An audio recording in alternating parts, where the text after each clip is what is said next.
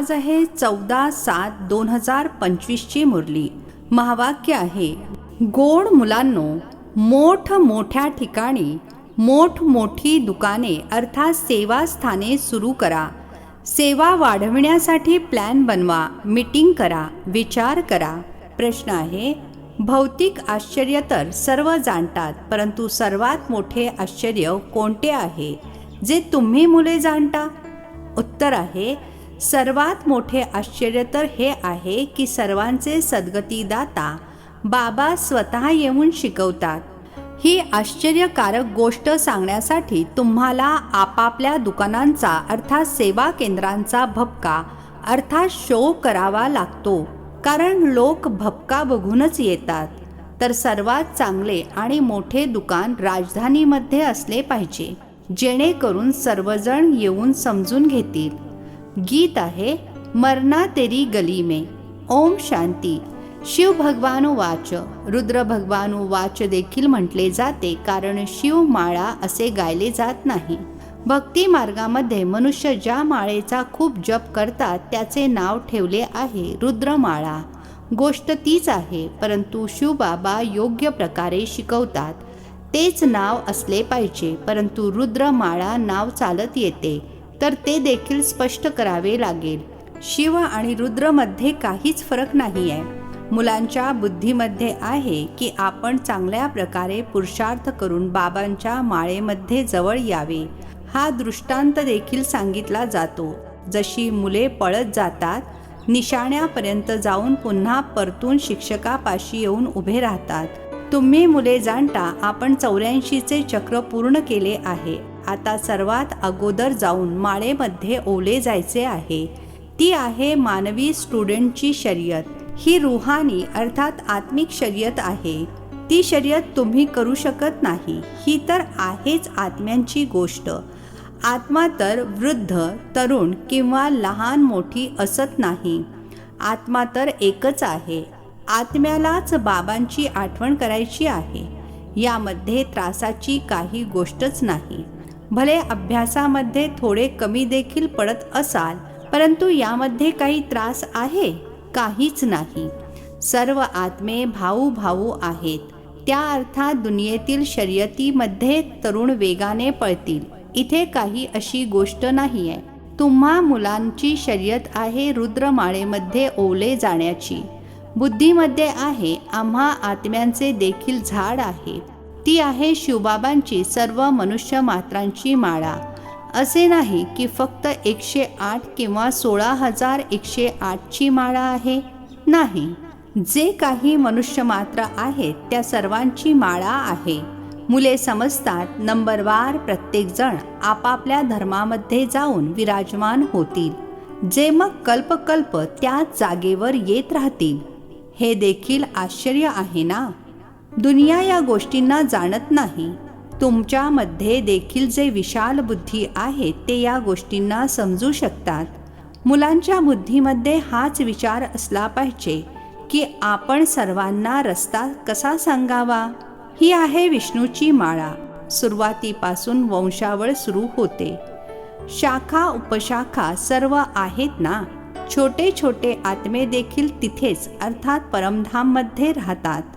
इथे अर्थात साकार वतनमध्ये आहेत मनुष्य.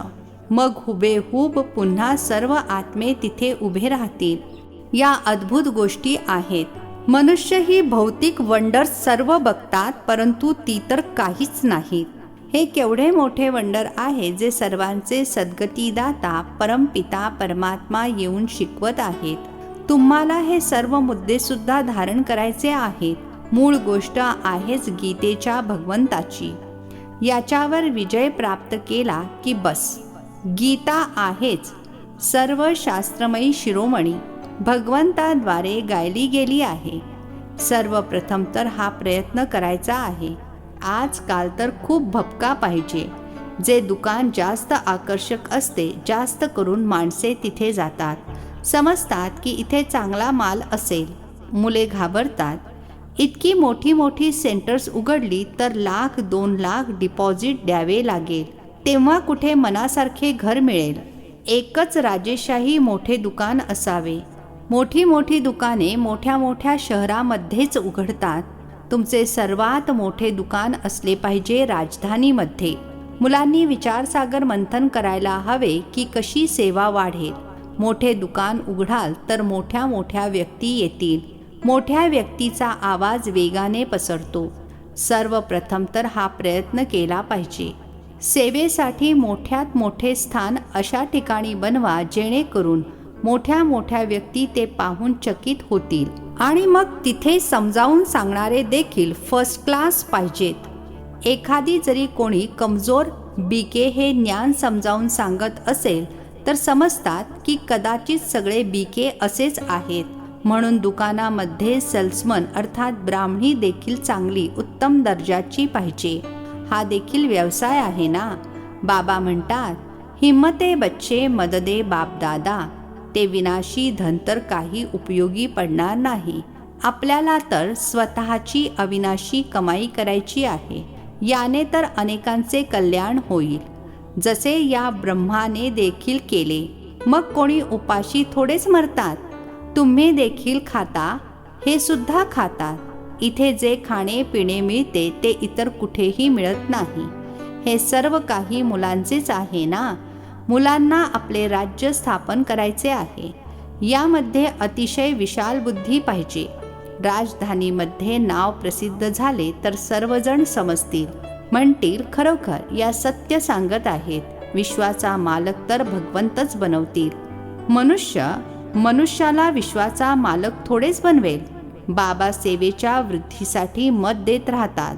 सेवेची वृद्धी तेव्हाच होईल जेव्हा मुले उदारचित्त बनतील. जे काही कार्य करतात ते उदारचित्तपणे करा. कोणतेही शुभ कार्य आपणहून करणे हे खूप चांगले आहे. म्हटले देखील जाते, स्वतःहून करेल तो देवता, सांगितल्यावर करेल तो मनुष्य. सांगूनही करत नसेल तर बाबा तर दाता आहेत. ते थोडेच कोणाला सांगतील की हे करा, या कार्यामध्ये इतके लावा. नाही, बाबांनी सांगितले आहे, मोठ्या मोठ्या राजांचे हात कधी आखडते नसतात. राजे कायम दाता असतात. बाबा सल्ला देतात, जाऊन काय काय केले पाहिजे. खूप सावधगिरी बाळगली पाहिजे. मायेवर विजय मिळवायचा आहे. खूप उच्च पद आहे. शेवटी निकाल लागल्यावर मग जे खूप चांगल्या मार्कांनी पास होतात त्यांना आनंद देखील होतो. शेवटी साक्षात्कार तर सर्वांनाच होतील ना. परंतु त्यावेळी काय करू शकाल? नशिबामध्ये जे आहे तेच मिळते. पुरुषार्थाची गोष्ट वेगळी आहे. बाबा मुलांना समजावून सांगतात, विशाल बुद्धी बना. आता तुम्ही धर्म आत्मे बनत आहात. दुनियेमध्ये धर्मात्मे तर खूप होऊन गेले आहेत ना. त्यांचे नाव खूप प्रचलित होते. अमका खूप धर्मात्मा मनुष्य होता. कोणी तर पैसे कमावता कमावता अचानक मरतात. मग ट्रस्टी नेमतात. एखाद्याचा मुलगा नालायक असेल तर मग ट्रस्ट बनवतात. यावेळी तर ही आहेच पाप आत्म्यांची दुनिया. मोठमोठ्या गुरु इत्यादींना दान करतात. जसा काश्मीरचा महाराजा होता, मृत्यू पत्र करून गेला की सर्व संपत्ती आर्य समाजींना मिळावी, त्यांच्या धर्माची वृद्धी व्हावी. आता तुम्हाला काय करायचे आहे? कोणत्या धर्माची वृद्धी करायची आहे? आदी सनातन देवी देवता धर्मच आहे. हे देखील कोणाला माहीत नाहीये. आता तुम्ही पुन्हा स्थापन करत आहात. ब्रह्माद्वारे स्थापना.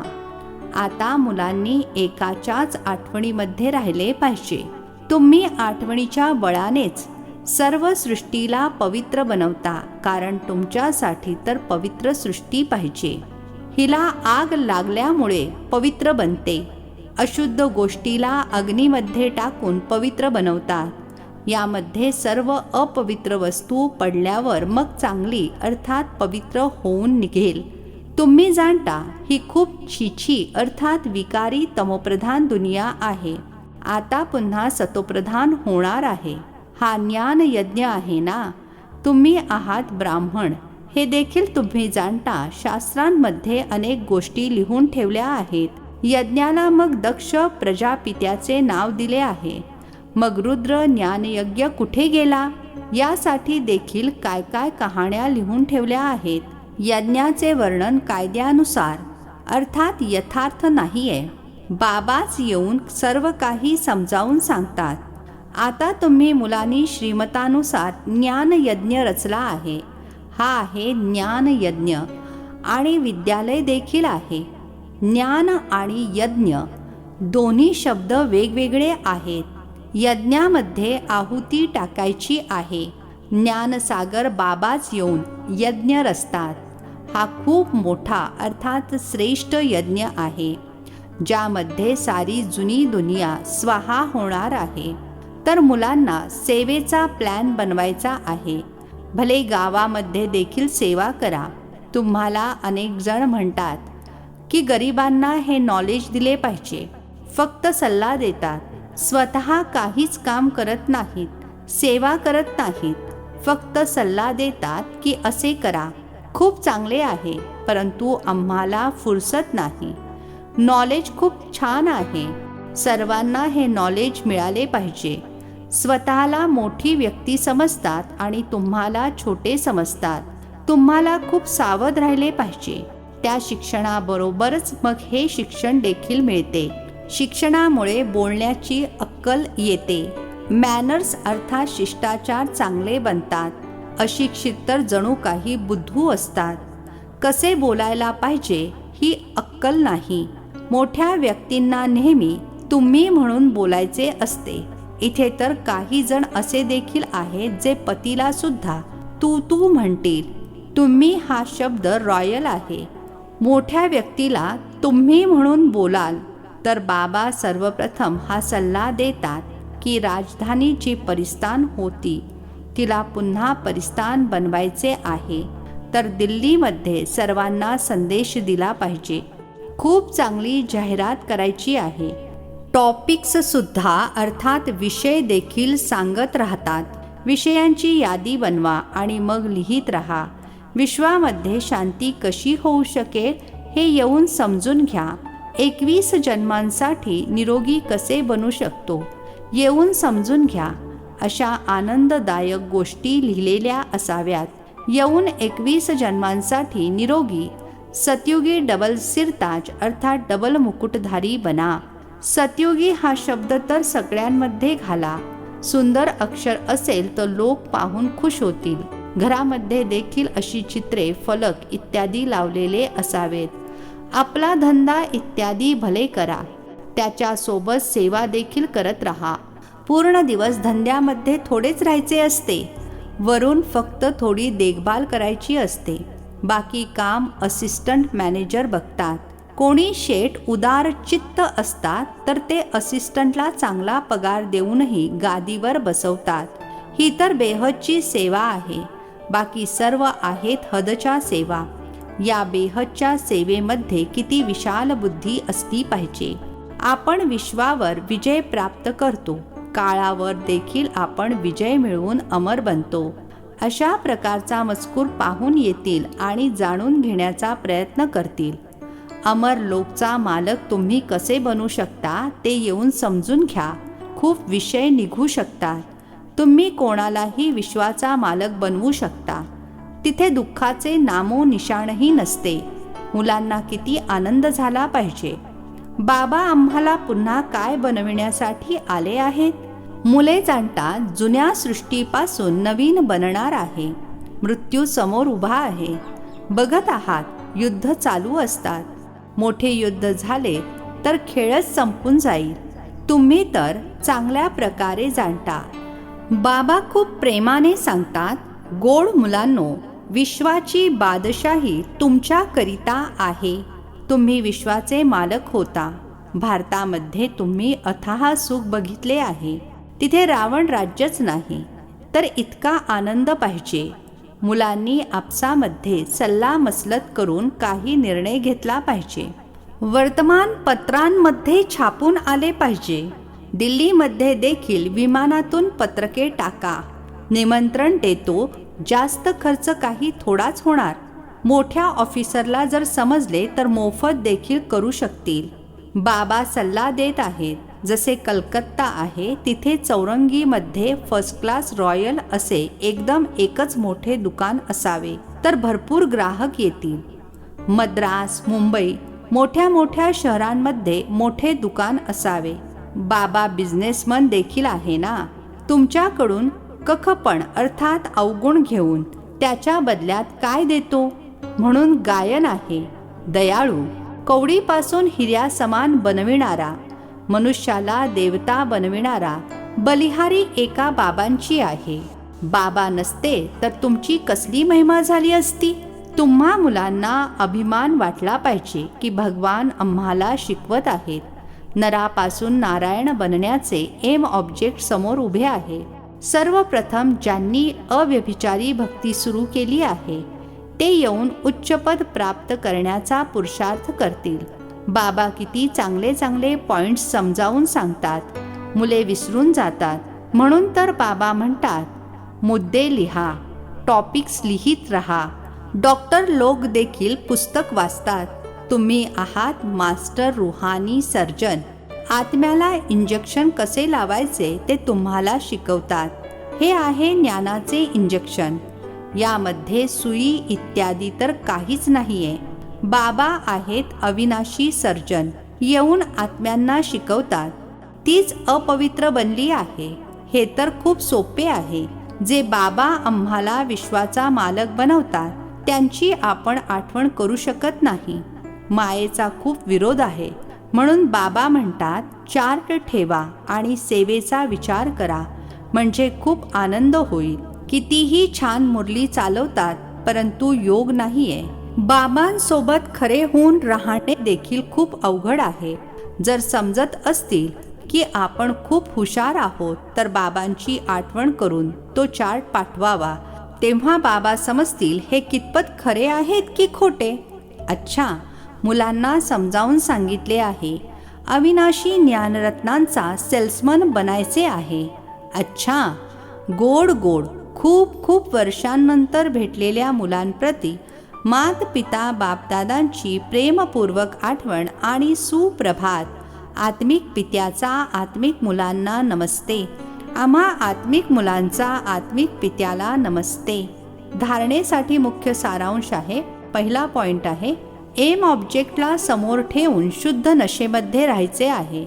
मास्टर रुहानी सर्जन बनून सर्वांना ज्ञान इंजेक्शन लावायचे आहे. सेवेसोबतच आठवणीचा देखील चार्ट ठेवायचा आहे तर आनंद होईल. दुसरा पॉइंट आहे संभाषण करण्याचे चांगले मॅनर्स अर्थात शिष्टाचार असले पाहिजे. तुम्ही असे म्हणून बोलायचे आहे. प्रत्येक काम उदार चित्त बनून करायचे आहे. आजचे वरदान आहे सर्व कर्मेंद्रियांच्या आकर्षणापासून मुक्त कमळासारखे राहणारे दिव्य बुद्धी आणि दिव्य दृष्टीचे वरदानी भव. सर्व कर्मेंद्रियांच्या आकर्षणापासून मुक्त कमळासारखे राहणारे दिव्य बुद्धी आणि दिव्य दृष्टीचे वरदानी भव. स्पष्टीकरण आहे बाप दादांद्वारे प्रत्येक ब्राह्मण मुलाचा जन्म होताच दिव्य समर्थ बुद्धी आणि दिव्य दृष्टीचे वरदान मिळाले आहे. जी मुले आपल्या वाढदिवसाची ही भेट सदैव यथार्थरित्या वापरतात ते कमलपुष्प समान श्रेष्ठ स्थितीच्या आसनावर स्थित राहतात. कोणत्याही प्रकारचे आकर्षण, देहाची नाती, देहाचे पदार्थ आणि कोणतीही कर्मेंद्रिये त्यांना आकर्षित करू शकत नाहीत. ते सर्व आकर्षणांपासून दूर सदैव हर्षित राहतात. ते स्वतःला कलयुगी पतित विकारी आकर्षणांपासून दूर गेल्याचा अनुभव करतात. स्लोगन आहे जेव्हा कुठेही आसक्ती नसते तेव्हा शक्ती स्वरूप प्रत्यक्ष होते. जेव्हा कुठेही आसक्ती नसते तेव्हा शक्ती स्वरूप प्रत्यक्ष होते. अव्यक्त इशारे संकल्पांची शक्ती जमा करून श्रेष्ठ सेवेच्या निमित्त बना. आपल्या श्रेष्ठ संकल्पांद्वारे इतर आत्म्यांच्या व्यर्थ संकल्पांच्या आणि विकल्पांच्या वाहणाऱ्या पुरापासून आणि आपल्या शक्तीने अल्पकाळामध्ये अलिप्त होऊन दाखवा. व्यर्थ संकल्पांना शुद्ध संकल्पांमध्ये परिवर्तित करा. एका स्थानावर असताना देखील अनेक आत्म्यांवर तुमच्या श्रेष्ठ संकल्पांचा आणि दिव्य दृष्टीचा प्रभाव पडावा. अच्छा. ओम शांती. नवनवीन मराठी व्हिडिओज प्राप्त करण्यासाठी सबस्क्राईब करा मराठी गॉडलीवूड चॅनलला.